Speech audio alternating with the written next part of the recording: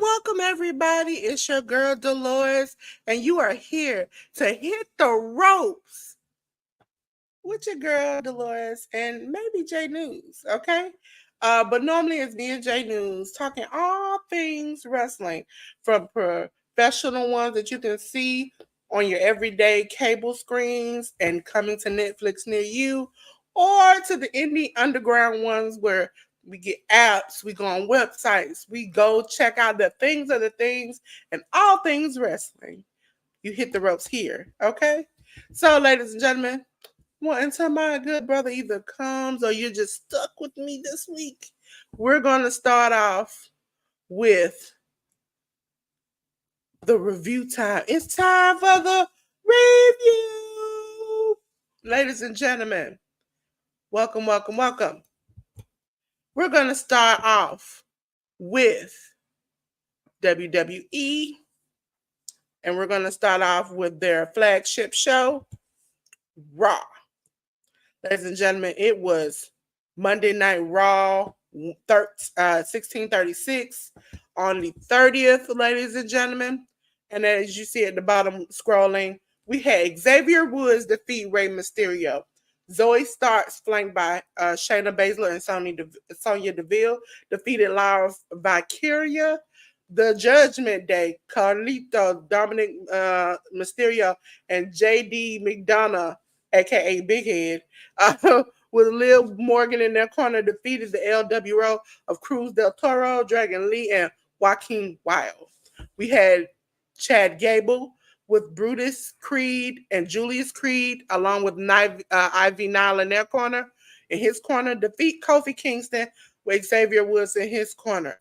The Authors of Pain, Akam and Razor, with Karrion Kross, Paul Ellering, and Scarlett in their corner, defeated Awesome Truth of R-Truth and The Miz. And last but not least, the fun monster match, as they said, the meaty match was the last monster standing match.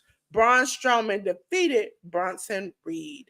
This is what happened on Monday Night Raw. Now, my personal opinion after seeing it, I would say, ladies and gentlemen, go definitely check out the last match. I did enjoy that very, very much. Okay? So that wraps up everything that had to do with Raw on the 30th. Now we're on to NXT 753 on the first, the very next day. Ladies and gentlemen, these are the matches scrolling across the bottom. We had a WWE NXT women's title match. Roxanne Perez defeated Julia. We had a street fight where Wesley defeated Zachary Ritz. We had a fatal influence of Fallon Henley and JC Jane defeat Jada Parker and Lola Vice. And last but not least, we had for the NXT title match with the special referee CM Punk, Trick Williams defeat the champion Ethan Page. So, ladies and gentlemen, you know what that means. That means we in the era of whoop that trick, get them, whoop that trick. We're in the whoop that trick era, ladies and gentlemen. Of starting off now, if you don't know, NXT is now on the CW. Okay, it's no longer on the USA. So for WWE, we have SmackDown and Raw right now on the USA, and NXT is on the CW. Okay, so while we close out NXT, I think the last match again. I like the match between Trick Williams and Ethan Page. It was very good, and I would say that would be the match from the show that I tell people to go back and watch.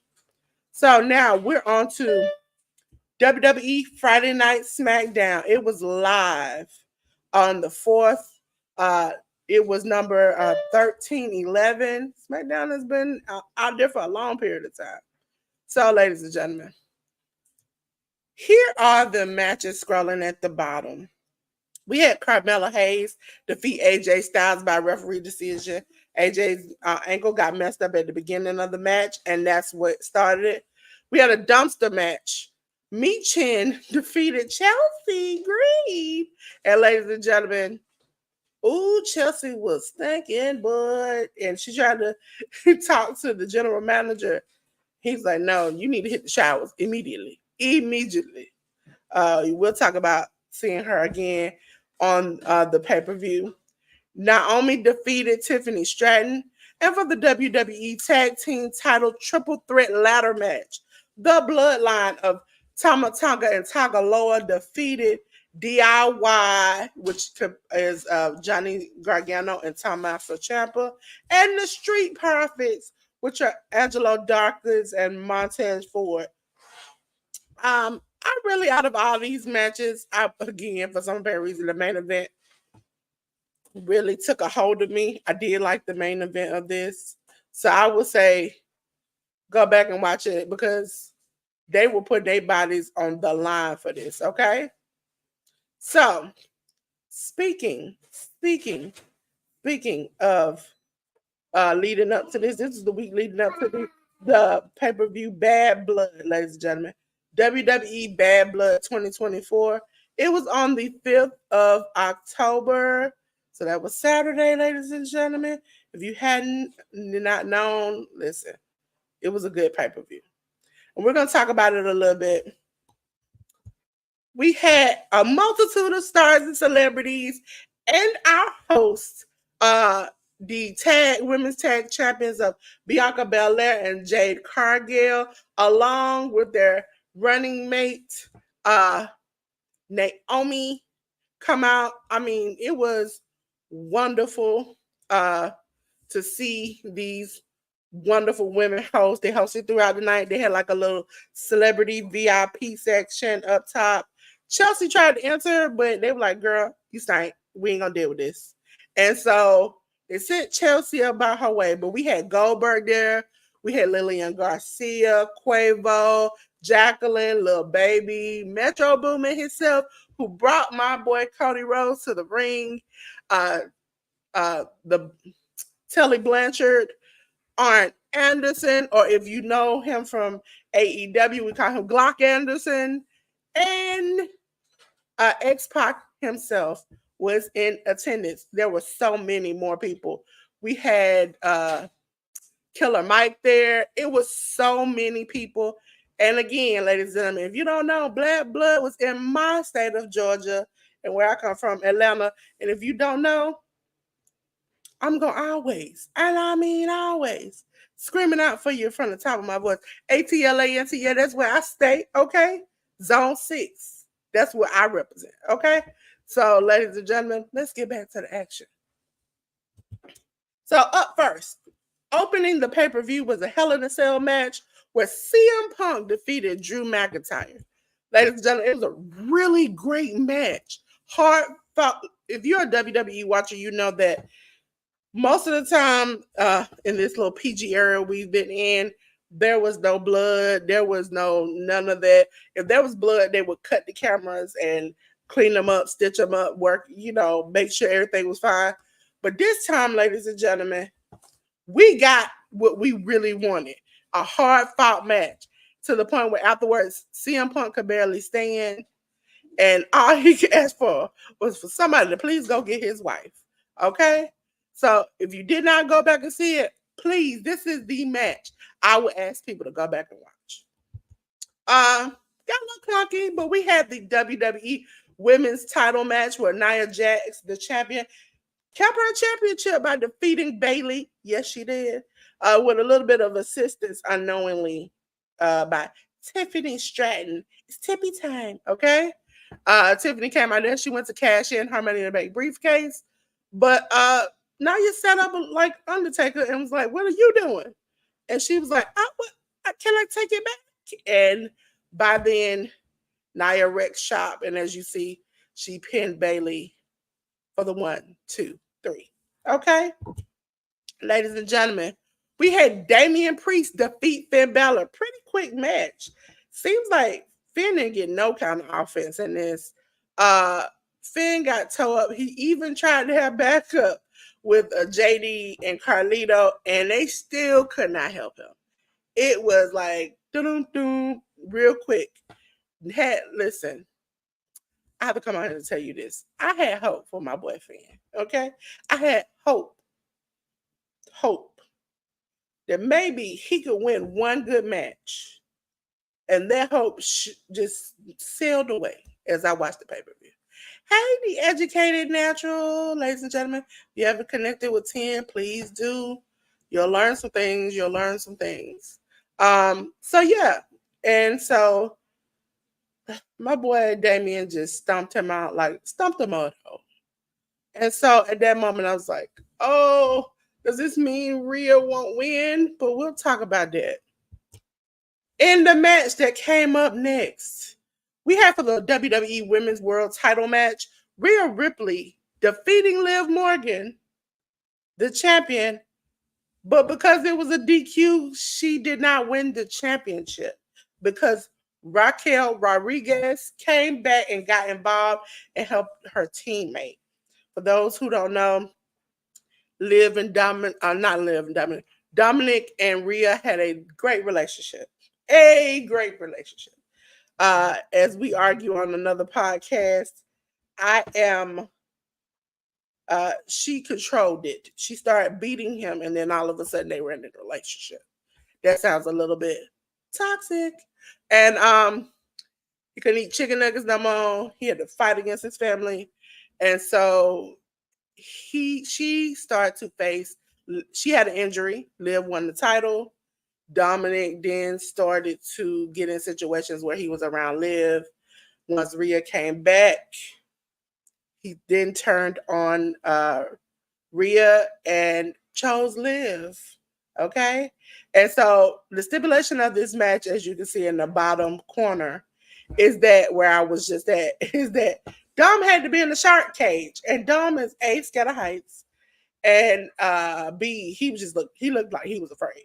He was fumbling in the cage, but come to find out, Dom accidentally falls out of the cage upside down, and then Rhea takes this opportunity to beat him with a kendo stick. Okay, and so after that, after she comes back to turn around and get the upper hand, that's when Raquel Rodriguez comes back and essentially just interrupts. The referee had no choice but to call a DQ because he saw her. Next and last up, because this was a short pay-per-view, started at 6:00, ended I think a little after 10, almost 11. Cody Rhodes and Roman Reigns defeated the bloodline of Jacob Fatu and Solo Sikoa. Again, bloodline match. We already know what's gonna happen.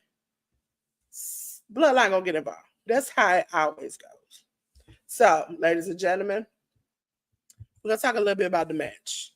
You see my boys Solo and Jacob come out. They were ready to go. Hard hitting match. Match got very intense. Cody even had to make a leap of faith to sacrifice himself for Roman. But in the end, Jimmy comes back to save his cousin. And as you see, they embrace. They have had a long relationship in the bloodline where they were two brothers and a cousin together, just like the bloodline. As we all know, they are related to The Rock, ladies and gentlemen. And so that was a thing that has been going on for the past years. They were together. They were wrecking shop. Then they proceeded to break up. Then now we're seeing them kind of rebuild to go against the newer bloodline. So we have the original tribal chief against the new tribal chief, Saul Sikoa. Okay? But this is the biggest part. After the match, The Rock walks out to let us know something in some kind of language we didn't know. He just counted to 4, slit across his neck area, and walked off. But in fan footage, my poor boy Cody again, and I mean again, get stomped out in front of his Wheatley's bus. Okay, Wheatley's didn't do him that good. Listen, Cody, I want to have a heart-to-heart talk with you. And before I do that, I'm gonna bring my boy J News up. Hey J News, how you doing? I'm all right. How are you? I'm good. I'm gonna rant a little bit about my boy Cody. Yeah.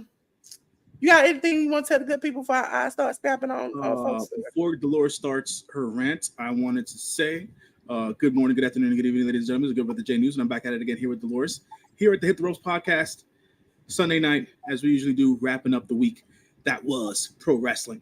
But without further ado, Delores, you were saying something about our good brother Cody, Devontae Rhodes, Gonzalez, and all that jazz. I call him Cody Luther King. He was out here fist bumping black women, had a band dance, and he was getting it.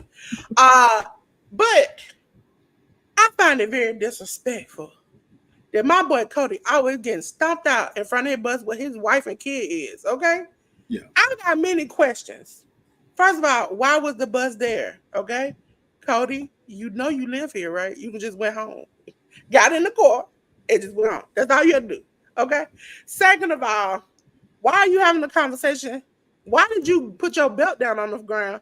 And why did you try to pick it up with an irate man standing in front of you? They're like me arguing with another lady and then going to tie my shoe. I know. I'm gonna see some stars. And then B, if you did not see it, ladies and gentlemen, he old through A-Town stumped him with his foot upside his head. Cody, come on. Cody. And then you fans out there just recording, not helping the boy. He come from Georgia. Come on. We know there ain't no way you can let somebody get jumped like that and not get involved. Come on. Help me help myself. Great state of Georgia. Y'all out there just say it. No, we don't do that, okay? They know we don't do that. That's why in another van footage, you see all the security lined up in front of all the people. We wouldn't let Cody got stomped like that. Stop making us look bad, okay? But Cody, stop letting people outdo you, okay? And also, I know you got rhythm, but somebody in that band didn't, okay? And you need to go and get them. Get your money back, okay? Ladies and gentlemen, next up is AEW. AEW. Oh, speaking of that, before we start AEW and J News, was there any part of this show that you extremely like? Bad Blood, you mean? Yes. I did not watch Bad Blood live. I know what happened and what went down. For the most part, I would say that everything played out the way that I thought it would from a wins and losses perspective. It was good to see Jimmy back after such a long time back, and after his dad put out a cryptic tweet a couple of weeks ago, nobody knowing what the hell's going on with Jim. I think he's a part of the Legends contract because he has to be at this point because DDP just got signed to a Legends contract, so I know he has to. Yeah, a lot of people are getting signed to Legends contracts, but for all intents and purposes, I'm happy to see Jim back. I need for Finn Balor to stop taking losses out here. That's what I said. I was hurt. I was very hurt. Nothing against Damian Priest, aka Punishment Martinez. Nothing against the brother. I think he's done a great job. I got something against the brother. You already know what I'm about to say. No, I don't. Go ahead. I appreciate you trying something new, but was it colonic? Colonic, is that the weave hair? Let it go. Let it go. Oh man. Yeah, I think they need to do something different with Finn. This whole Judgment Day thing is like, for me specifically, it's run its course. For just speaking for myself, it's run its course. Um, we'll see what happens with the whole dynamic after Raquel Rodriguez just came back, and the Liv Morgan continuing her revenge tour against Rhea Ripley, and the whole you know Dominic Mysterio thing. We'll see how it goes. The Rock coming back at the end of the show. It was rumored all week. It Yeah, went he's been down. here all week. He's been Yeah, here all week. And it so it went down. He came out. He was still the final boss, and we'll see how it all breaks down and what the symbolism was behind him putting up the 1, 2, 3 and slitting his throat was. We'll see how that breaks all that breaks down. There was some extra video uh, footage. yeah, the extra video footage wasn't nothing. He literally just walking around talking. He's like, "Hey, how you doing? Do you know me? Yeah, okay, thank you." Oh, when he fist bumped one man, it was like, um, somehow I would let my daughter date you, His and I was sister, like, I believe it was his sister, and he "He told the said dude he that, had a match. Yeah, yeah." he I told the dude was he had a like, match swap as well. It was a whole thing. Yeah, he was being his usual charming self. But I would say that actually wasn't the footage I was talking about. What I was referring to after the whole final boss footage, there was more. I want to put this in air quotes, leaked footage that came out "Oh, of fans recorded it. They were out there standing out there because when I initially, I don't know if you saw it when I put it up there. Um, Fans put out the video in the still images, and so you could tell and you could hear other fans like screaming like, "No, no, don't do it, go!" Like it was meant to be like that. Sean Ross Sapp said that it was meant to be styled like that so fans could yeah almost yeah yeah. read it. And so it seemed like that. So hopefully we can do. But my favorite match of the night was the opener, CM Punk. And so, I didn't get to watch any of the violence in that match. I know that they were oh yeah, able. it got so violent to the point we're gonna go back where I can't even show you the color because Right, YouTube doesn't allow me to do it. right. They bled a bit. It was Yeah, definitely a foregone blood feud there. yeah. And that bump that I saw that Drew took on the staircase, like it reminded me of the whole cinder block thing with freaking Swerve and Hangman and whatnot. I was like, what are these guys doing? I was like, this is ridiculous. But I wanted to finish the footage stuff, and I don't know if you got to this footage. There was fan footage taken of Solo Sikoa talking to the rest of the bloodline when The Rock was on when The Rock was just like in the entrance space, and Solo was telling the rest of the bloodline, this is part of the plan. This is all part of the plan. So I'm not too sure if this is part of the plan. I'm not too sure if Solo was just talking out of his ass. So I take the I same think approach. I think they're very deliberate about what Yeah, quote yeah, yeah, unquote comes out. And yeah, so if it comes out, then it has to be something worthwhile. yeah. Um Everything so counts, as Sam Roberts likes to say. So, yes. So back to the regularly scheduled program, ladies and gentlemen, we're gonna do AEW. AEW, ladies and gentlemen. We're gonna start off with Dynamite. Dynamite 261, the 5-year anniversary on the second, ladies and gentlemen. These are the matches scrolling at the bottom. We had for the AEW International title, uh, we had Will Ospreay defeat his friend Ricochet in a no contest. We had Adam Page defeat Juice Robinson. We had Britt Baker defeat Serena Deeb. We had Private Party of Isaiah Cassidy and Mark Quinn defeat Iron Savages of BK Boulder and Bulk Branson with Jack Jameson in their corner.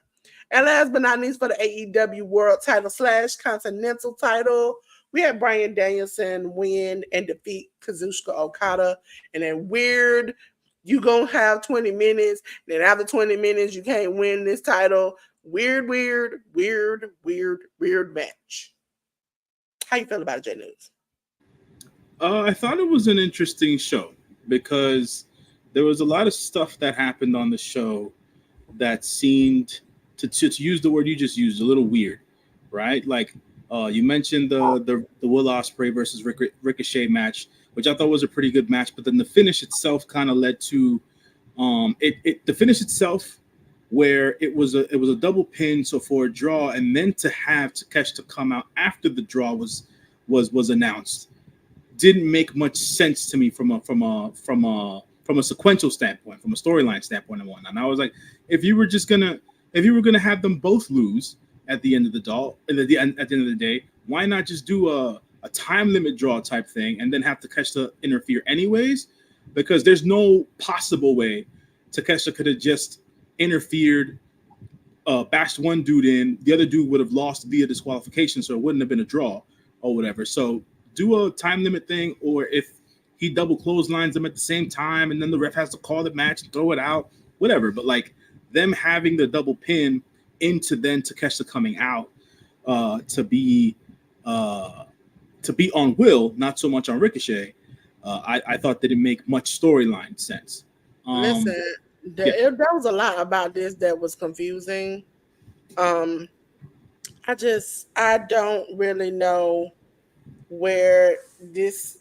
I just feel confused, and it feels like Britt is back to her "I'm gonna do whatever I want to" kind of chicken crap heel stuff, and I'm like, I don't know what to do when it comes to Britt. I feel like you have to work your way up.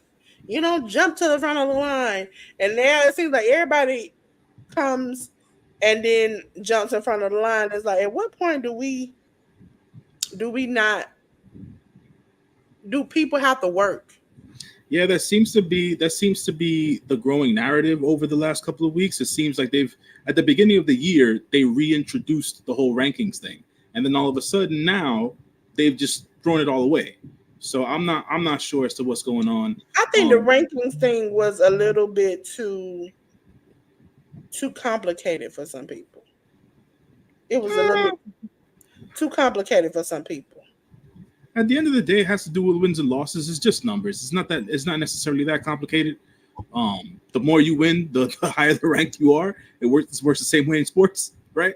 Because they wanted to have a more sports like feel. But it was more like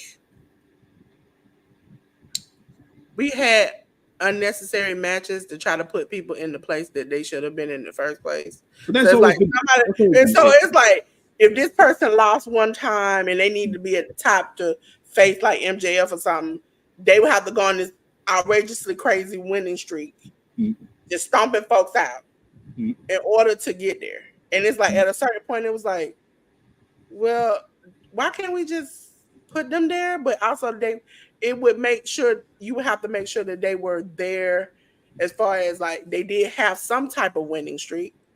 But it's like, oh, Britt, you got stumped out. Guess what? I'm gonna give you a chance. And it's like, you ain't been here in a while. I'm gonna give you a chance. Hey, you had 2 or 3 good matches. I'm gonna give you a chance. And it's like, listen, we want to see certain matches like Ricochet and Will Ospreay, but you could have let that cook. You could have let that cook for a little minute. You was like instant microwave, bam, here you go. And I was like, I enjoyed the match, but tell me why it's happening. Like they don't have no real grudge. They're like cool friends. It's just like he was like, homie, I'm giving you a shot. Ain't no reason. Like even when Kevin Owens got a shot that time, Cody was like, you have worked your butt off. You have fought the good fight, and this is why you deserve this shot. He just be like, oh, you my friend? Gotcha. That seems like the problem I have with wrestling, period. Make a storyline out of something. Do something. Yeah, you're not wrong, right? I think it's all based on the situation, and it's all based on the situation. It's all based on what you want to present in the ring. Because there's a lot of time where, and people say this a lot online from what I can see, and it's like, all right, it's enough with the dream matches, giving my stories. And I was like, well, I've always thought professional wrestling to be more of a variety show.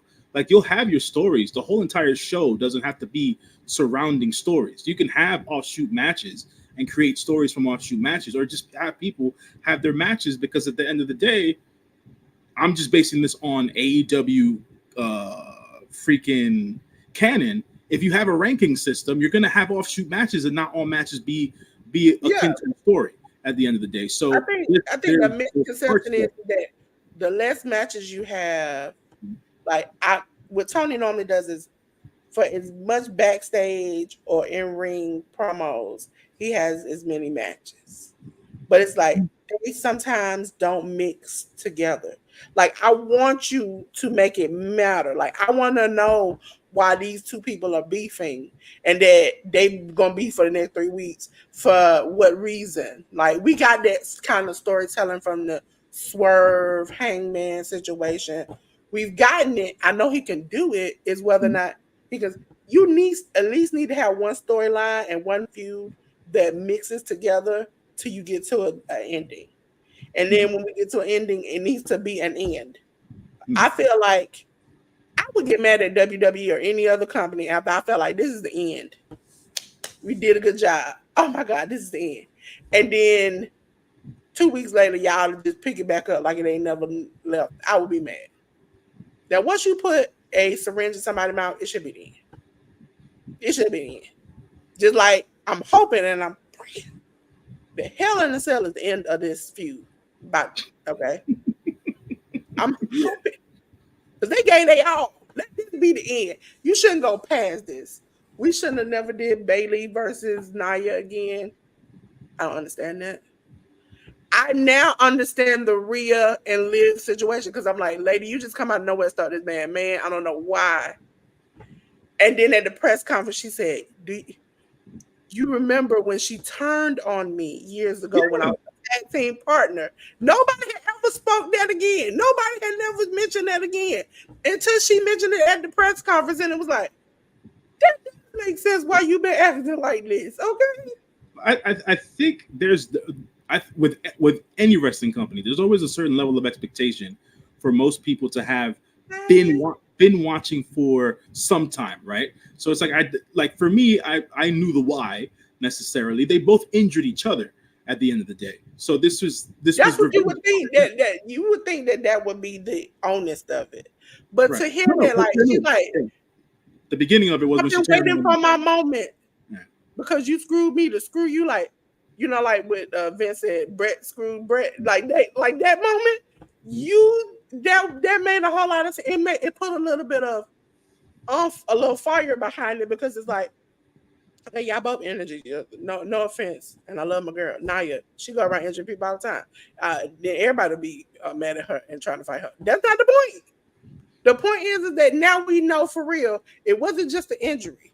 That was the icing on top. It was the fact that you were mad from how she did you in the past. Yeah. Now it also makes sense that the one person who didn't screw you is now your friend to help you. Right. Absolutely.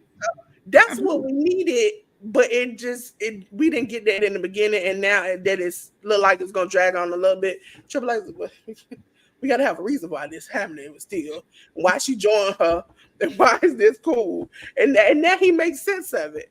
I just wish Tony would make sense of some of these things. And also, I understand the fun matches, but sometimes the Outrunners and some of the people we'll name later on that were on Collision, I was like, really?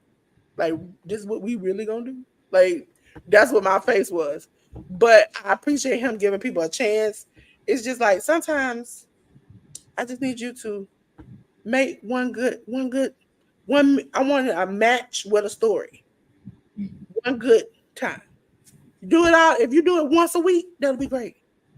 But don't give me a whole bunch of BS and then they fighting and then all of a sudden there's a pay-per-view match and I'm like, I can't remember why they even fought in the first place. I think there's a lot of disconnect between, and the WWE does this too, where they they do it bad. Where they shoot a lot of their story beats on it's content, but it's either on YouTube or just online, and a lot of people don't watch it on TV, so they don't necessarily. There's, like I said, there's no sequence to it, and AEW is a big freaking culprit of that. Every time I'll see clips on Twitter that never land on Instagram. Then I'll see clips that are on YouTube that'll never land on Twitter, and it's like, guys, like, make this coherent. so that people can follow along, because they never air it on TV, right? You also gotta be pushy, but like not too pushy. Yeah. This whole Cody and KO thing, 99 people could have put it on the internet and nobody saw it. But all of a sudden, I was watching in real time people reviewing the show go, wait a minute, I just got a notification that, wait a minute, Kevin Owens just turned against Cody. Wait a minute. Like, it was like, they literally just like, the fans did the work. They recorded it. We see you all putting it out. But also, guess what? I'm going to tell them where to go find it. Oh, wait a minute. Here you go. Then you got a random stranger dropping in stuff, this SRS and Wrestling Inc. and Wrestle Talk, because don't get it twisted. They ain't no random stranger. The WWE it ain't no random. But I'm saying random stranger as in somebody in the box that pretends like they don't know where it come from. That's how it goes. But at least, AEW doesn't do that. It's like you'll go weeks and until they put the vignette on TV, you like, I watch the stuff on the internet. I keep up with the stuff on the internet. And sometimes I'm even sitting there like, can't figure when didn't something happen about 3 weeks ago? I can't remember what happened until the vignette come up, and then I'm like, oh, that would happen. Yeah, I just need them to be more proactive with that.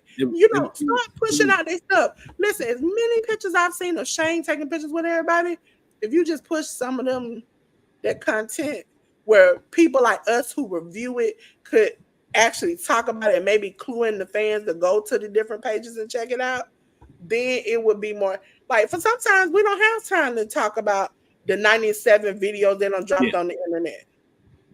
Absolutely. A lot of people didn't know that. For instance, which I find it funny, some people were agitated with the Cody Metro Boomin Triple H video. Oh, the one about him having to be on a fake out or something like that? Yeah, that video came out like 2 days before on the WWE website. And I cackled and sent it to people.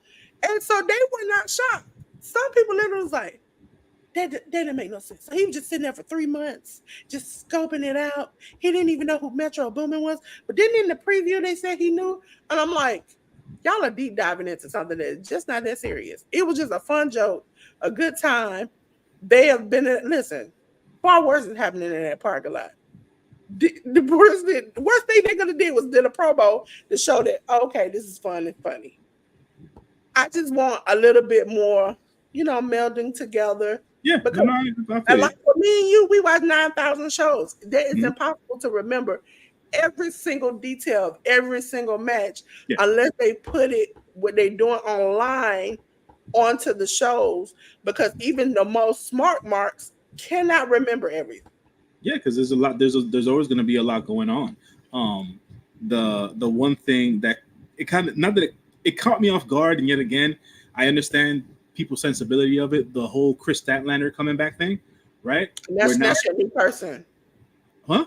She's a new person. No, she's always been one of my people, but she's a new person. She no longer is an alien. J News. She's a right. She's a human being. Absolutely. So they split her from they split her from Stokely.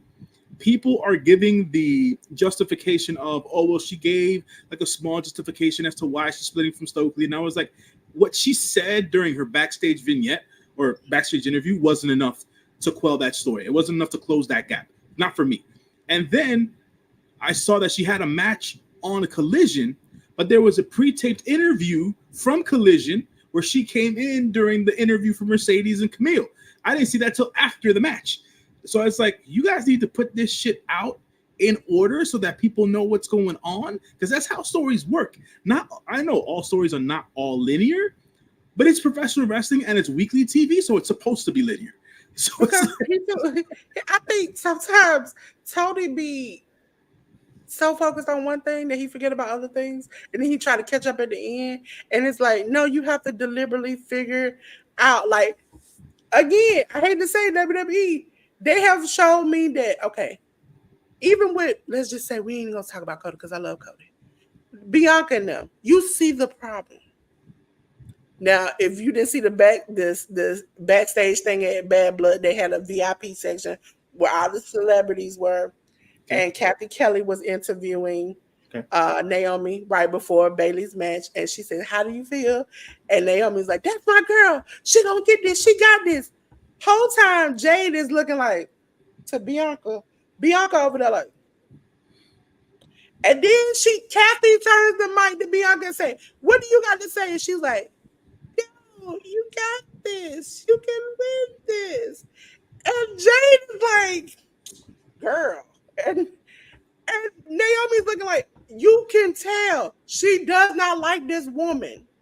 And that is going to be the impetus of breaking the group up, is because this woman is friends with her friend and she don't like her. She don't like her. We see But that with Kevin Owens. He this don't this like her. this melds into real life drama though, right? This is what happens in real life, right? One friend don't like the other friend, so now they're over there beefing and shit like that or whatever, and it all happens. So I figured that something like that would have happened on the show. That Stokely thing was weird. It seems like he was going after Willow, but then Chris was like, but he chose me. And I'm like, after he chased this woman down and always was on her, he was doggone slopping on himself. And now you just a secondhand choice. Now you mad at him and you kick him to the curb. It's like, come on now. Can we make it make sense?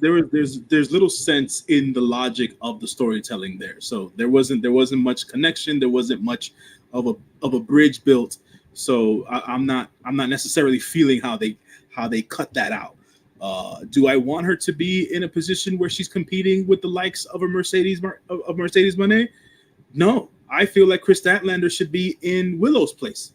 Camille right initially walked up and said something to her, and then Mercedes came through like, right, she called a B word, and the next thing you know, it was like, Camille, first of all, why are you talking? Like, I watched NWA. I hate to say it. I watched it. Camille can't. She is dry as a cardboard. She cannot do. She got good in-ring skills, but talking, please don't give her a mic. Start giving people a Warlow, her, Mercedes. Even now, I can't stand to hear her talk. Like, just stop it. Stop putting managers with them to talk, because I can't stand it. So you gotta allow for folks to get better. From what I understood, not that I watched it because I didn't watch I didn't watch NWA stuff after Nick. I can tell you the best part of her NWA run is when she was with Nick Aldis. Oh, I mean, I watched up to that. The only thing I would have to say is that I would have figured, being that Stat came out of this big street fight with Willow, that she would just go into another feud with someone else, and when they steered her in Camille's direction, I was like, oh, so this is cool. Two powerhouse women are gonna go at it, but then they're involving Mercedes, so eventually Chris is gonna get to go against Mercedes in some way or fashion. She's already battled for that TBS championship. She's never battled for the women's championship. So I feel like the runaround, and I understand Willow's the most popular. This week was confusing in wrestling. It was very confusing in wrestling. I feel like for every good thing I had to say about a company, 9 bad things happened. Yeah. For the 2 good matches I saw on Bad Blood, as a woman, them two women matches were hard. They were bad. They were bad. They were bad. They were bad. It's they were bad. I didn't, like I said, I didn't get to watch. But I do give credit to my big girl for trying. But right. Just don't try no more. You done had 2 bad matches with this woman. Yeah. 2 bad matches with this woman. Please, let's not make it a 3rd or 4th or 5th or 6th. Let it go. Yeah. And I know why we had this match, because Bailey even said, I had a bad match and I want to redeem myself. Right. And girl, that's it. You tried. They did try. They did try. But ladies and gentlemen, we're on to the next show. It is ROH. Ring of Honor on Honor Club. It was 84 on the 3rd. And these are the matches ticking at the bottom. Ladies and gentlemen, for the ROH World 6-Man Tag team title proving ground match. Listen, I want to say to Tony Khan, these mother names that you choose for these matches, stop. Okay, these 65 words that I got to write for one match. A ROH World 6-man tag team title proving ground match. What is the proving ground? We already know who the champion is, and they defended. Make it make sense. Dustin Rhodes and the Von Erichs are Marshall and Ross Von Erich defeated the premier athletes of Ari Daivari, Mark Sterling, and Tony Nese. Nyla Rose defeated Katie Arquette, Anthony Henry, and Beef defeated Anthony Katana and Wes Barkley. The Outrunners, Truth Magnum and Turbo Floyd defeated the infantry of Charlie Bravo and Sean Dean. Kento Kobashi defeated Samoa Joe. And for the ROH World title match, Mark Briscoe defeated Mike Taven with Mike Bennett in his corner. Did you see any of this, J News? You muted. You fighting with the good mute button. Yeah. First time for everything. Anyways. So I don't watch ROH because I don't have our Honor Club. The only thing that I took away from this particular show was that throughout the week, there was the whole buzz about the anniversary of what was labeled the greatest match in ROH history, which was Kenta Kobashi versus Samoa Joe. And I didn't know that they replayed it during the Honor Club show. So that's pretty cool. Kobashi nowadays, Japanese wrestling legend, retired. He has gone through a couple of medical scares in recent times, but he's come out the other side. But yeah, man, he's part of those late 80s through the 90s and early 2000s glory years of All Japan and Noah and things of that nature, that King's Road style of professional wrestling. He's a lot of your favorite pro wrestling. He's a lot of your favorite pro wrestlers' favorite pro wrestler. Yeah, in that sense. And I went back and watched his matches. I really did enjoy them. Yeah. Next up, ladies and gentlemen, we have AEW Rampage 165 on the 2nd. Ladies and gentlemen, here we go. The matches are scrolling across the bottom. We had Katsuyori, Shibata, and Private Party. Isaiah Cassidy and Mark Quinn defeat the Elite of Jack Perry, Matthew, and Nicholas Jackson. We had Camille with Mercedes Moné defeat Zoe Lynn. We had Queen Aminata defeat Harley Cameron. I wish I would stop screwing over Queen Aminata with these crazy matches like this. And we had the conglomeration of Kyle O'Reilly, Ernst Cassidy defeat the Learning Tree of Big Bill and Brian Key. J News, anything? I mean, the main driving points here on Rampage were that I think Isaiah Cassidy was the one who got the pin over Matt Jackson. So that was important to their story going into Wrestle Dream, where Private Party is eventually going to be taking on the Young Bucks for the AEW Tag Team Championships. They're continuing to highlight Queen Aminata on mainline AEW shows. That's always going to be a positive at the end of the day as well. Camille going through her squash matches as I thought they were going to do from the jump. I don't know why they waited this long to book these matches for Camille. And then on top of everything else, Shibata's got his match versus Jack Perry coming up at Wrestle Dream. So they're continuing that feud through tag matches and stuff like that. Very New Japan-esque in that way. Preview matches and stuff like that. See how the chemistry works out, and then continue to build the feuds on the other televised shows and things of that nature. I can't necessarily place anything else right now for the rest of Rampage. So yeah, those were the points I took away from Rampage.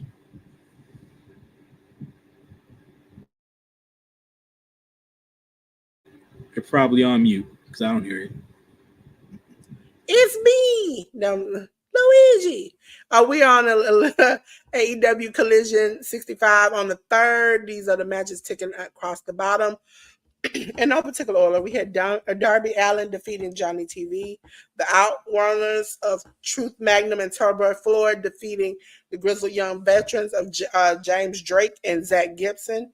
We had Willow Nightingale defeating Trisha Dora, Willa Yuta defeating Beef with Anthony Henry in his corner. The conglomeration of Kyle O'Reilly and Orange Cassidy defeating the premier athletes of Ari Daivari and Tony Nese. Hologram defeated Action Andrade, Commander, and Nick Wayne. And Chris Statlander defeated Zoe Lynn again. And we had the AEW World Title #1 contendership eliminator match. Private Party, Isaiah Cassidy and Mark Quinn defeated House of Black of Buddy Matthews and Malachi Black, and Top Flight of Dante Martin and Darius Martin.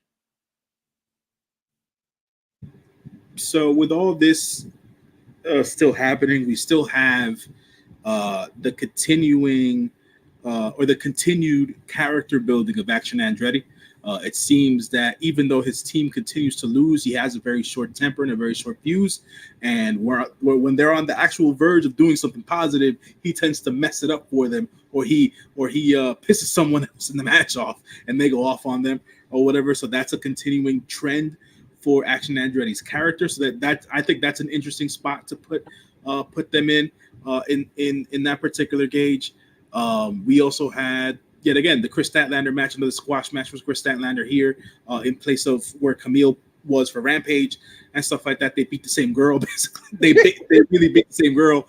They had another backstage interview there where Chris came in on Mercedes and Camille's interview and stuff like that. And because Mercedes was using Chris's title line of being more than a woman. And then she's going with her whole follow her here, folks. She's a born again Christian at the end of the day. So this is her. That's what hurt me the most when I was back there looking at it. I was like, I respect her for trying. There's sometimes where I'll be sitting here, and if I'm not on the podcast or online doing the watch along, where I literally will I'm like, power off, cut the computer, just cut the TV off. Let me just go ahead and just walk away. And I slowly just bag on up. I just be like, this is it. I got to go. I can't do this. Listen, it was that moment. I was like, I said, I thought she said Christian, and then I'm like, no. And when she said Christian, yeah, which is her first name. But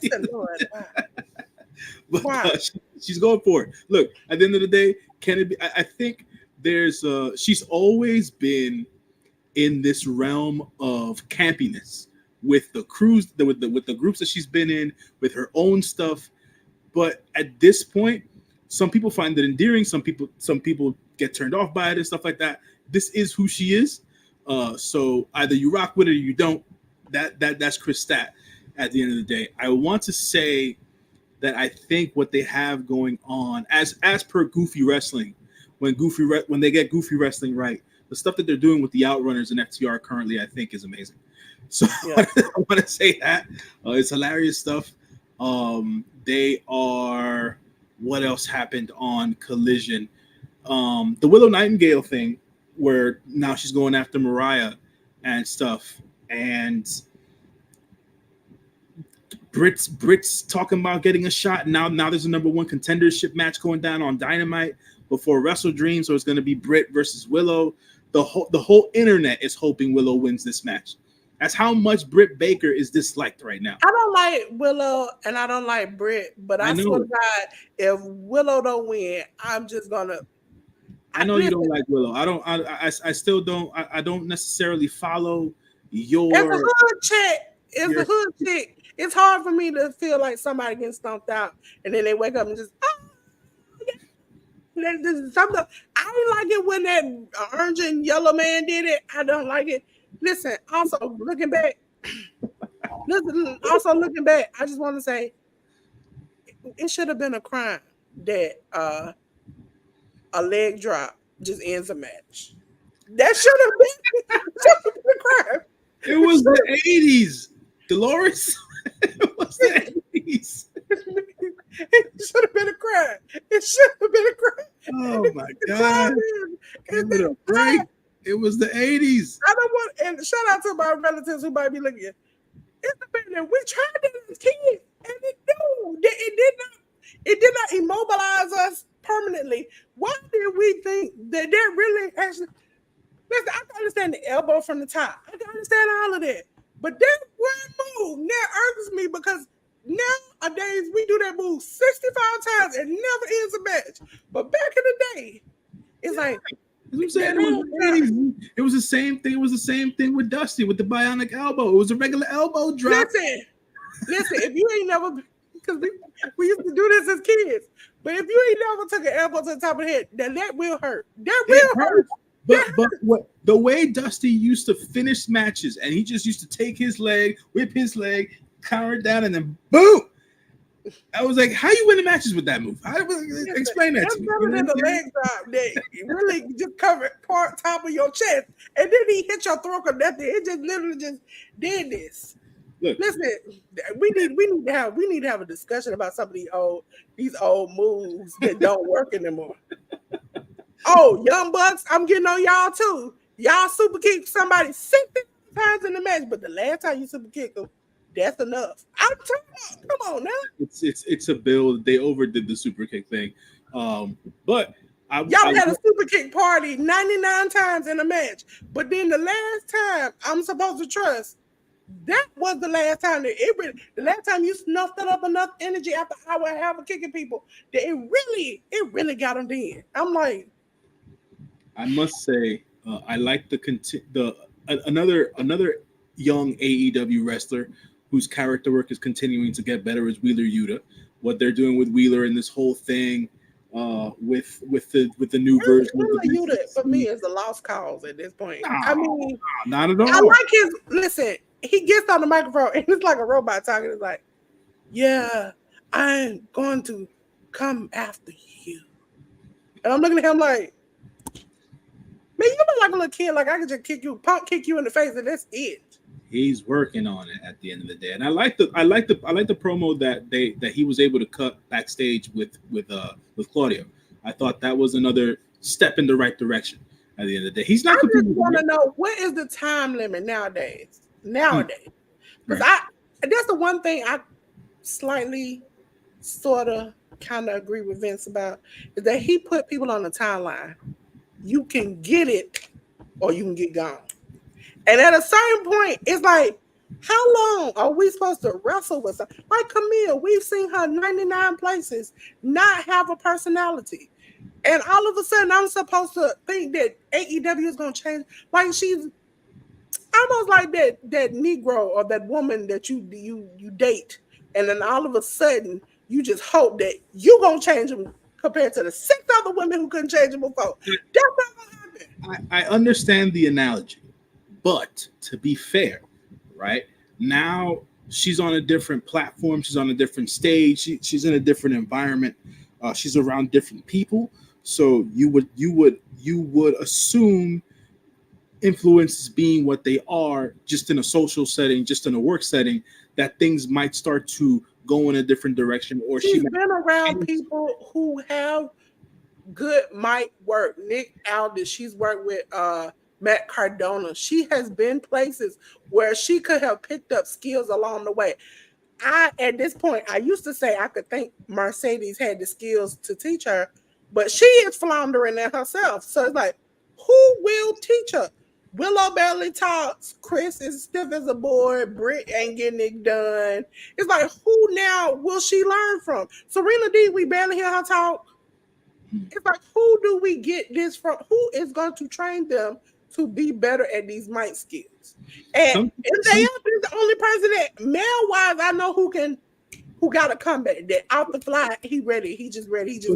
Sometimes I think what a lot of us fail to realize is that especially growing up watching wrestling, there was outside of what the WWE's been able to do with the Performance Center, your proving ground was your week-to-week television.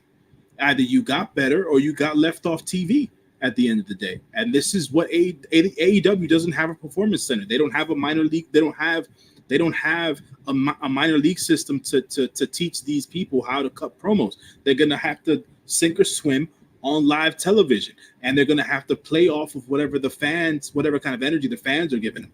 So and they do need a farming system. I would have considered AEW Dark Rampage as the farming system to get people on TV and kind of get a little something. But that's something that now you could take that and put that on HBO Max. Yeah, but they're not gonna do that because that's not part of the deal. A lot of what AEW Dark and what a lot of or whatever the other YouTube show was, but what that was just to keep wrestlers in good ring shape. It wasn't necessary for some of them. It was to get better at their Like Emma creative. J, I saw AEW Dark grow to be better. Yeah, And then it did got get better yeah, because they got I, more. I have hope that they can do better. My biggest example recently of a person who I was not interested in hearing from, but now I enjoy seeing them every time they come out is Gunther. I used to didn't want to hear him. I used to didn't want to hear that boy talk at all. And Uh, then now I listen, that as a it's Georgia it's person, I'm it's gonna close it's my in, eyes when I say this. The way he roasted Goldberg, it's God, interesting you say that because, and I don't know.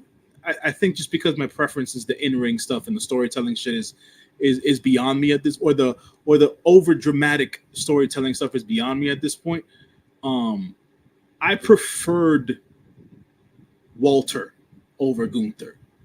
I you preferred it. know, you know why I prefer I Gunther? don't I don't I don't take the Gunther character seriously, even though he takes himself seriously. I don't take it seriously. You always have that one person, like for me, let's just say me, who will fight on the drop of a dime. But they could be funny and goofy at the same time. And that is the thing about it, is that the fact that he told that man he's a one trick pony. I mean, And then when he didn't and lie. then yeah. And he's like, you know what? When I said that you were my favorite wrestler, I lied. Because He who did. else is a one trick pony? He snaps on him.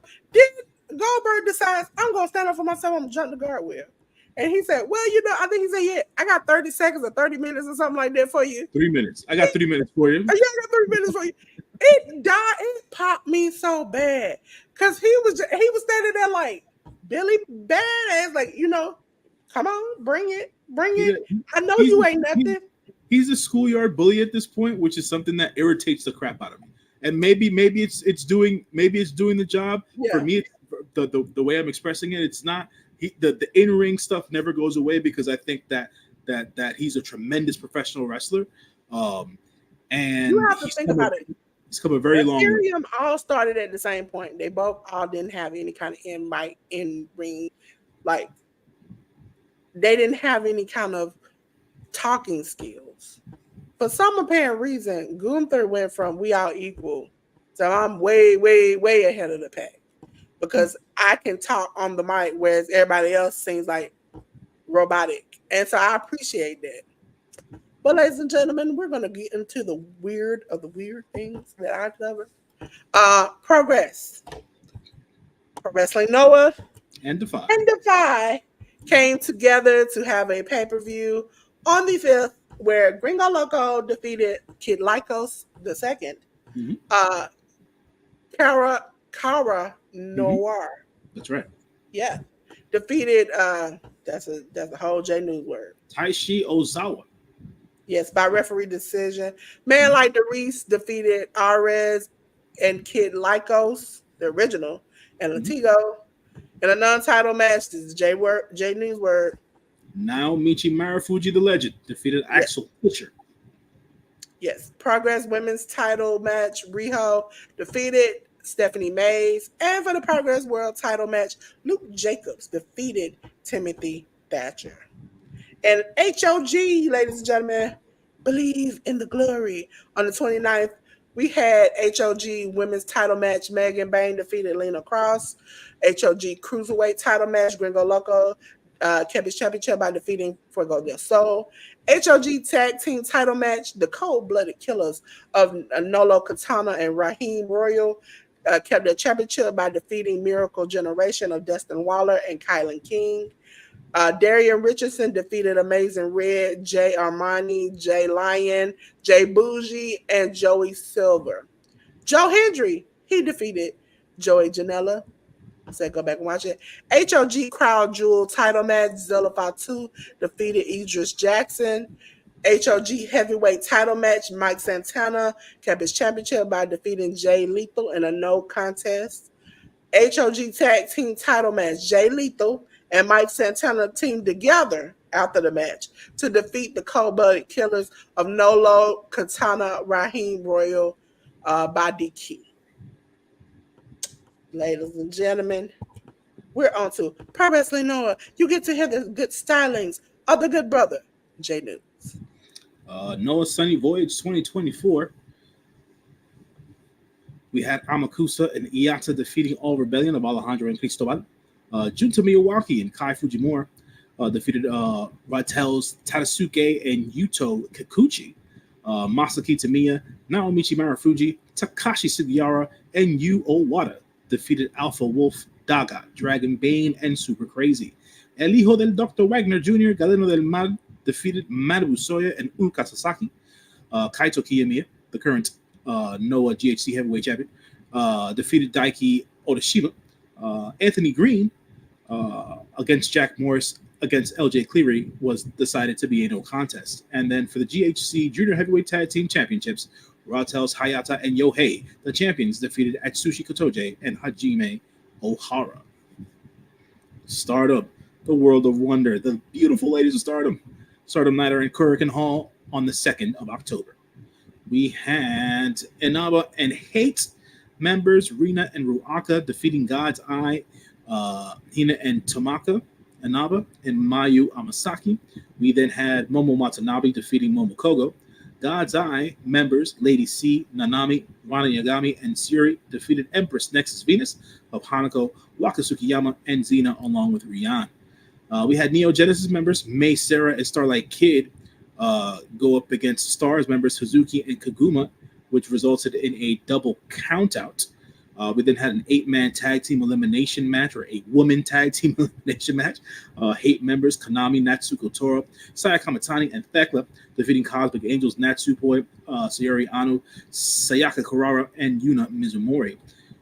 Empress Nexus Venus, Maika and Mina Shirakawa, along with Tony Storm, defeated Stars members Hanan, Mayu Iwatani, and Saya Lita. We then had Nagoya Golden Fight, which took place on the 5th yesterday. Stardom show. We had the pre-show high-speed title contendership battle royale. Yuna Mizumori defeated Hina and Kaguma and Momokogo and Rana Yagami. We had the Future of Stardom title match. We had Mayu Amasaki defeating Rina in a title change there. So Mayu Amasaki walked away with the Future of Stardom title. This was projected to be a standout match for Mayu Amasaki, and that's exactly what it was. Mayu got a lot of praise for the kind of matches she had against Rina, and the title changed hands. We then had Saya Kamatani defeating Sayaka Kurara. We then had the legend, the Queen of Villains, Dump Matsumoto, along with members of Hate, Konami, Momo Watanabe, Natsuko Tora, and Ruaka, along with Zap, defeating Empress Nexus Venus of Hanako, Maika, Mina Shirakawa, Waka Tsukiyama, and Xena, along with Rian. We then had an interesting match here, which came down to Starlight Kid defeating Hazuki. They've been beefing for a while, folks. And in this match, even though Starlight Kid won the match, Hazuki unmasked Starlight Kid during this match, and she really beat Starlight Kid down. Like, Hazuki really went into being the heel in this match. I was very surprised that she was able to beat her like she owed her money. Yes, absolutely. I was very surprised she was able to cut off Starlight Kid's mask and then tear it off of her. It was something. Then the backstage comments where Starlight Kid had to hold the towel over half of her face and basically wanting a rematch versus Suzuki. This is far from over. This is far from over. God's Eye, Lady C, and Suri defeated the Cosmic Angels of Aya Sakura, Sayuri Anu, and Neo Genesis members Azumi and Meisura, along with Stars members Hanan and Sayalita. The Wonder of Stardom title match included the champion Natsupoi against Thekla. Natsupoi won the match. This unfortunately did not go very, very well. This Wonder of Stardom title match looked very janky. It wasn't well put together. Hot mess express. It was it was a hot mess, and I'm a fan of both of these ladies, and it just seems like Thekla was an idiot for whatever reason. It was a very sloppy match. It was a hot mess match, just like Delores said. We then had the final two matches saved the show at the end of the day. The IWGP Women's Title match, which had the champion Mayu Iwatani defeating Toni Storm in a great match. Mayu Iwatani, the existing in-ring legend that she is, put up quite the battle with Toni Storm, and Toni Storm basically getting back to her best in-ring ways, but to continue the story that Toni Storm has been telling overall from a macro perspective. After Toni Storm was defeated by Mayu Iwatani, Toni Storm then walked out and danced away from the arena to no longer be heard from again as she makes her way to Mexico this coming week. Then we had the World of Stardom title match that took place. Tam Nakano and Suzu Suzuki beat the crap out of each other. They got really violent in this match, which I was not necessarily expecting to the degree that I saw. But hey, it worked. It was great. Tam, being the World of Stardom title holder, has been really, really good. And she showed out in this match. After she defeated Suzu Suzuki, Tam Nakano put it out into the universe that she wants to face IWGP Women's Champion Mayu Iwatani one day, and that she also wants to take on the NJPW Strong Women's Champion and also the AEW TBS Women's Champion, Mercedes Moné. So we might be seeing Tam Nakano on our national television screens very, very soon. We then have the Marigold Dream Star Fighting promotion at Fantastic Adventure. Went down yesterday. We had Kazuna Tanaka defeating Flying Penguin. A 4-on-1 handicap match which had the big Boza defeating Kamomo Minami, Minami Yuki, Mila Grace, and Naoya Ishikawa. We then had Chiaki and Nagisa Nozaki defeating Misa Matsui and Ria Seto. Mai Sakurai defeated Chikagoto. Koki Amare, Miku Aono, Natsumi Shozuki in a 6-person tag defeated Mirai, Utami Hayashishita, and Vittoria Yuzuki went to a time limit draw, should I say. Yeah, it would have been weird if this would have been something that Utami Hayashishita would have lost. On to New Japan Pro Wrestling. Road to King of Pro Wrestling 2024. On the 5th, we had young lion Katsuya Murashima, now the senior, defeating Daiki Nagai. Oleg Bolton and Tomoaki Hanma defeating Shoma Kato and Tomohiro Ishii. Bullet Club members, the return of Bad Luck Fale, Caveman Ugg, and Taiji Ishimori defeating TMDK's Hartley Jackson, Mikey Nichols, and Shane Haste. Just 5 guys, Doki and Taichi defeated House of Torture members Sho and Yoshinobu Kanemaru. Los Ingobernables de Japón, Naruto Takahashi and Yoda Tsuji defeated United Empire members Jacob Austin Young and Jeff Cobb. The Bebop Tag Team, Hiroshi Tanahashi and Toru Yano, along with Shota Umino, defeating House of Torture members Dick Togo, Evil, and Yujiro Takahashi. Then we had Bishiman, the return of the tag, Hiroki Goto and Yoshihashi, along with the Intergalactic Jet Setters, Kevin Knight and Kushida. They defeated the Bullet Club War Dogs, Clark Connors, David Finley, Drilla Maloney, and Gato. We then had NJPW Wrestling Life 40th Anniversary, the Yuji Nagata 40th Anniversary, Blue Justice 14, which went on this morning. We had Young Lion, Daiki Nagai, and Young Lion, Katsuya Murashima, along with Oleg Bolton, defeating Masatori Yasuda, Shomakato, and Toriano. Bullet Club members Bad Luck Fale, Caveman Ugg, and Taiji Ishimori defeated TMDK members Hartley Jackson, Mikey Nichols, and Shane Haste. We had House of Torture members Sho and Yoshinobu Kanemaru defeating Just 5 Guy members Doki and Takumi Shinoku. We then had Los Ingobernables de Japón, Hiromu Takahashi and Yoda Tsuji defeating United Empires Jacob Austin Young and Jeff Cobb. We then had Hiroshi Tanahashi, Shota Umino, and Tomohiro Ishii, the return of the Stone Pit Bull, defeating House of Torture members Dick Togo, Evil, and Yujiro Takahashi. We then had Bishiman, Hiroki Goto, and Yoshihashi, along with the Intergalactic Jet Setters, Kevin Knight and Kushida, along with Tomoaki Hanma, defeating Bullet Club War Dogs, Clark Connors, David Finley, Drilla Maloney, Gabe Kidd, and Gato. We then had TMDK members Kozei Fujita, Ryohei Oiwa, and Zack Sabre Jr. defeating Los Ingobernables de Japón, Bushi, Shingo Takagi, and Tetsuya Naito. And then the main event of the evening had the wrestling legends that are Jun Akiyama and Yuji Nagata teaming up to go against Atsushi Katoje and Go Shiozaki. Ladies and gentlemen, we're on to the previews. And we're going to start with AEW Wrestle Dream. Ladies and gentlemen, that comes on the 12th. Um, Again, we're gonna start with the 0 hour. For the only match listed so far is the World Television Title match: Atlantis Jr., the champion versus Brian Cage. I We hope go Brian on, Cage wins that match. By the way, yes. We go on to the main event: Brody King versus Darby Allin. that should be a banger. For the AEW Tag Team Title match, the Young Bucks of Matthew and Nicholas Jackson versus Private Party of Isaiah Cassidy and Mark Quinn. The AEW International Title three-way match: Will Ospreay versus Ricochet versus This Konosuke this Takeshita. this is gonna be something. It's gonna be AEW TNT title match: Jack Perry versus Katsuyori Shibata. Mhm. ROH World title match: Mark Briscoe versus Chris Jericho. Boo, boo, boo, boo.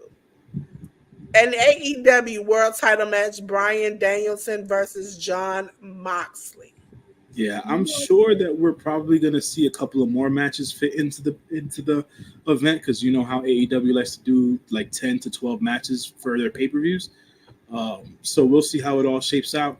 Um, a lot of the word on the street has that the word on the street for a while, or at least on the internet, has been that the benefactor of John Moxley's new group was Shane McMahon, but that was torn down in the last few days by the dirt sheets and people in the know.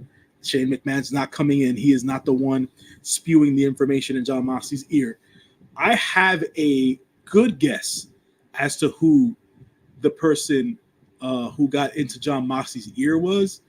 I could be completely wrong, but it's not someone new, I don't think. It's someone that we've been seeing for a long period of time on AEW television. And it's just, it won't be necessarily surprising, but it'll be like, all this for that type of a deal. So, yeah. I wouldn't I put mean, it past Tony Khan. That seems like a all this for that kind of situation. yeah. So it's been in our face the entire time. I think it's just more or less like it really took it really took some digging. It really took some convincing. It really took a lot of conniving from this one person to get all of these guys against Brian Danielson. Brian Danielson being the main person here that people need to pay attention to, and who would really have it out for Brian all this time to just turn everybody on Brian. Eventually, Wheeler Yuta will turn on Brian Danielson as well. So we'll see who the benefactor will be there. Ladies and gentlemen, we're back to the GCW. At GCW, it is uh the Fight Club Art of War is the first day. Ladies and gentlemen, we'll preview next week the second day because it actually comes on during the time that we're on. It'll be on Triller TV. You'll have the GCW Ultraviolet title match: Rina Yamashita versus Brandon Kirk. Sydney Akeem, talking at Bridgie, versus Leon Slater.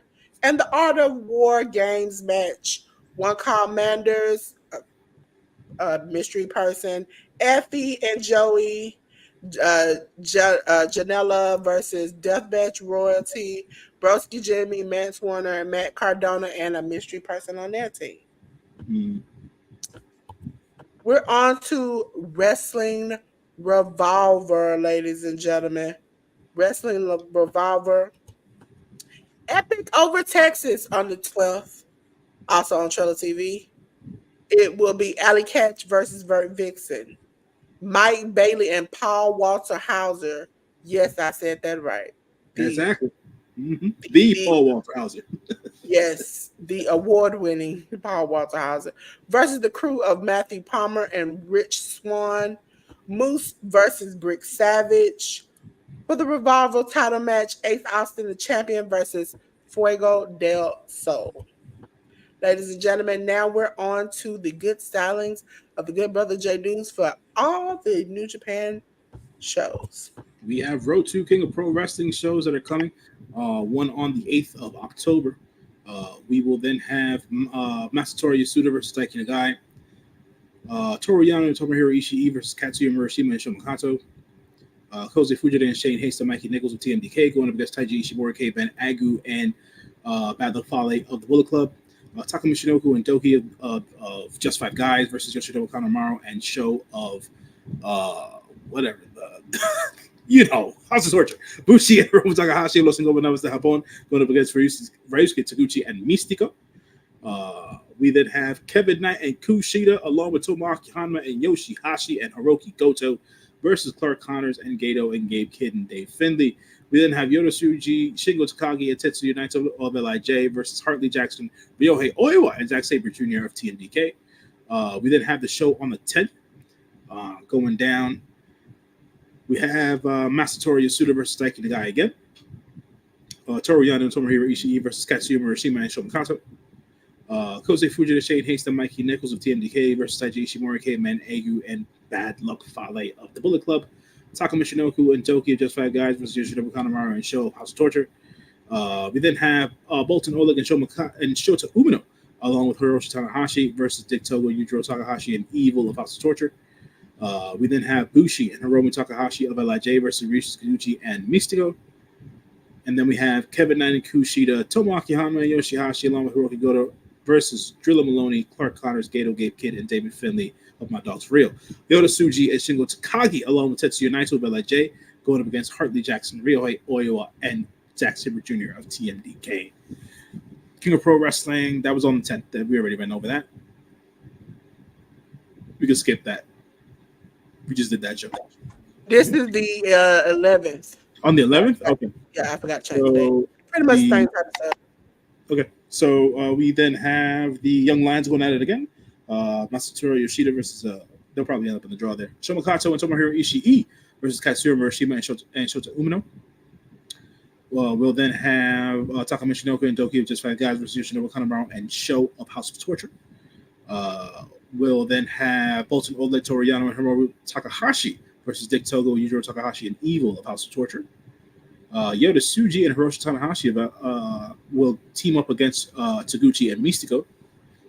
We'll then have Kevin Knight and Kushida, Tomoaki Hanma, and Yoshihashi, along with Hiroki Goto, going up against Gabe Kidd and those members of the War Dogs. That was the 10th. I'm fighting sleep, y'all. I'm trying to get up. The 11th, it has the Nagata match. It has the same Mishima Oleg match. Same. Okay. Yeah, they kept it pretty much the same until we get to Shota Umino. And Toriyano and Hiroshi Tanahashi versus Togo, Yujiro Takahashi, and Evil. Okay. And then Bushi and Hiromu Takahashi versus Taguchi and Mystico. The big face team versus the War Dogs. And then we had Yota Tsuji, Shingo Takagi, Tetsuya Naito of LIJ versus Harley Jackson, Ryohei Oiwa, and all those boys from Team. And this is the last set of matches before the show on the 14th. Okay. So this is on the 12th. The Young Lions, Yasuda versus the guy. Bolton Oleg and Toriyano versus Katsuyama Hiroshima and Shomakato. Shane Haston, Mikey Nichols, along with Hartley Jackson, TMDK go up against Tomohiro Ishii, Caveman of the Bullet Club. Do we have Bad Luck Fale is also part of that team. We have Tai Chi and Doki of Just Five Guys going up against Yoshinobu Kanemaru and Sho of House of Torture. Shota Umino and Tomohiro Ishii along with Hiroshi Tanahashi go up against Togo, Yujiro Takahashi, and Evil of House of Torture. Yota Tsuji and Hiromu Takahashi of LIJ go up against Taguchi and Mystico. We then have Kevin Knight and Kushida and Tomoaki Hanma and Yoshihashi and Hiroki Goto go up against the War Dogs of Gato, Kidd, Finley, Drilla, and Connors. Shingo Takagi, Bushi, and Tetsuya Naito of LIJ go up against Oiwa and the boys from TMDK. Yes, ladies and gentlemen, we're at the end. Yay! Yay, ladies and gentlemen. A lot going on this week in wrestling. I'll be watching a lot of wrestling. Also, ladies and gentlemen, let's do this. I am going to let you all know my spotlight of the week, okay? It won't be no mystery, but I love this person from the bottom of my heart. And I believe that they will solve racism somehow. Ladies and gentlemen, it is Cody Rhodes. I love Cody Rhodes. If you haven't seen Cody Rhodes, I call him Cody Luther King. Cody, Devontae Gonzalez Rhodes. He can be whatever you want, whenever you want, however you want. Cody is gonna be there. Okay. Ladies and gentlemen, Cody is a hometown hero here in the great state of Georgia. Him and his lovely wife, Brandy, and Liberty. Listen, y'all can have some more kids. I also appreciated that he saluted Roman as he jumped off. He literally jumped off the top of the rope on the stand and leaped over to Jacob. And in a split second, and after watching a lot of reviews, I found out I wasn't the only one who saw him flying and thought, he gonna miss that man. But he hit him though. He hit him right on target. And then after all he sacrificed for Roman, he got stomped out. And Roman had to come back and help him out. Listen, Cody had sacrificed his body, his time, his money, and his dignity by getting kicked out at his bus in his home. Remind you, this man got beat in front of his hometown friends and family, in front of his own bus where his wife and kid and dogs were. If that ain't a sacrifice for your country, I don't know what it is. Okay? Ladies and gentlemen, this man has consistently put on bangers from 2 companies to get to this point to be the champion. And he will stay champion. I cannot wait till he has to possibly face Gunther or somebody at Crown Jewel. My spotlight of the week, Cody on Thal Rhodes. Okay, there we go, because he out here killing them. J News, what you got to say about that? What you got to say about that? I got nothing to say. I never necessarily say anything about the spotlights.